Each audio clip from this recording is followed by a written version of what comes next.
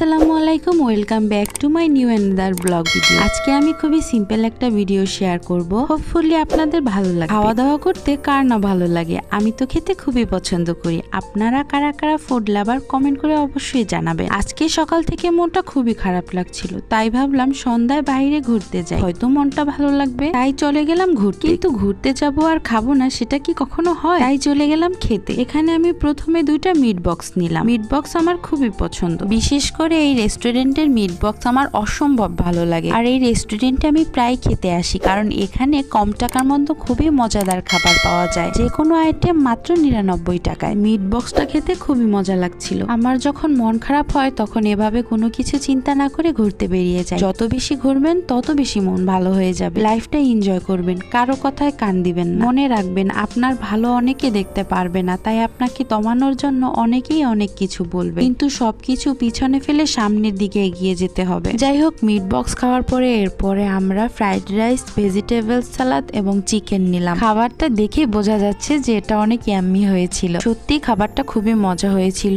আমি খুবই মজা করে খাবারটা খেয়েছি। 99 টাকায় এত ভালো খাবার সত্যি ভাবা যায় না। সিম্পলি দেখা গেল অন্য কোনো রেস্টুরেন্টে যদি আমি এই খাবার খেতাম, সেখানে আমার 500 টাকার উপরে বিল হয়ে যেত, কিন্তু আমি এখানে মাত্র 200-300 টাকার মধ্যে ভরপেট খেতে পেরেছি। সত্যি বলতে কি, আমি ঘুরতে এসে সত্যি আমার মনটা খুবই ভালো হয়ে গিয়েছিল। এর জন্য আমার প্রায়োরিটি সবার প্রথমে আমার হাজবেন্ড। সে যখনই দেখে যে আমার মনটা খুবই খারাপ, তখন সে আমাকে নিজেই নিয়ে যায় ঘুরতে আর বলে, তুমি কি করলে তোমার ভালো লাগবে। এই যে চিকেনটা দিয়েছিল, চিকেনটা খুবই মজার ছিল। আপনারা আমার খাওয়া দেখেই বুঝতে পারছেন যে চিকেনটা খুবই মজার ছিল। অনেকে আবার কমেন্ট করতে পারেন যে আপু, রেস্টুরেন্টে এসে আপনি চামচ দিয়ে খাচ্ছেন না। আরে ভাই, আমরা বাঙালি যদি হাত দিয়েই না খেলাম, তাহলে বাঙালি নামটাই তো আমাদের দেওয়া উচিত না? হ্যাঁ, আমি চামচ দিয়েও খেতে পারি, কিন্তু আমি এভাবে চিকেন খেতে খুবই কমফোর্টেবল ফিল করি। তো কে কি বললো নট ম্যাটার। এরপরে খাওয়া দাওয়া শেষ করে বাইরে বেরিয়ে দেখি এত সুন্দর আবহাওয়া, সত্যি অসম্ভব সুন্দর। কথায় বলে না, পরাণ ঠান্ডা করে দেয়। আসলে এই পরিবেশটা সেরকমই পরিবেশ,